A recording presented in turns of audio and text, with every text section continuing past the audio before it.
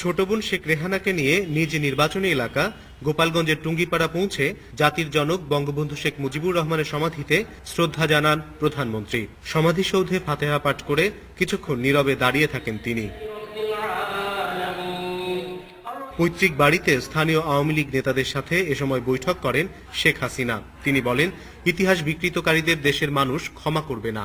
বিজয় জাতি হিসেবে সবসময় একটা আমাদের মর্যাদা বোধ থাকতে হবে, কিন্তু আমাদের দুর্ভাগ্য যে ৭৫ জাতির পিতাকে হত্যার পর থেকে যে মিলিটারি ডিক্টেটর ক্ষমতা নিচ্ছে, ক্ষমতা নেওয়ার পর থেকে ওই যুদ্ধাপরাধীদেরকেই তারা ক্ষমতায় বসায়। তাদের হাতে আমাদের পতাকা দিয়ে আমাদের দেশের সমস্ত স্বাধীনতা সার্বভৌমত্ব সবকিছু বিসর্জন দিয়ে দিচ্ছে পরাজিত শক্তির হাতে। এইসব নাম নিতেও ঘৃণা, যতগুলি মানে কুলাঙ্গার, এরা যে সমস্ত কথা আজে বাজে কথা বলে যাচ্ছে, বঙ্গবন্ধুকে যে সমস্ত বাজে কথা তারা বলছে, মানে কোন সাহসে।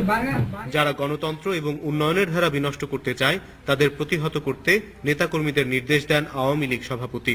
এ সময় জেলা ও উপজেলা সম্মেলন দ্রুত শেষ করার নির্দেশও দেন শেখ হাসিনা। সংগ্রহ করতে হবে এবং ভালোভাবে খুব জাঁকজমকের সাথে সম্মেলন করতে হবে, যেটা খুব প্রয়োজন। সম্মেলন না হলে পরে তখন একটা জলবদ্ধ হিসেবে মতো হয়ে যাবে। প্রধানমন্ত্রী বলেন, দেশের মানুষ শান্তি ও উন্নয়ন চায়। ভাঙচুর বিশৃঙ্খলা করে কেউ আর অবৈধভাবে ক্ষমতায় যেতে পারবে না।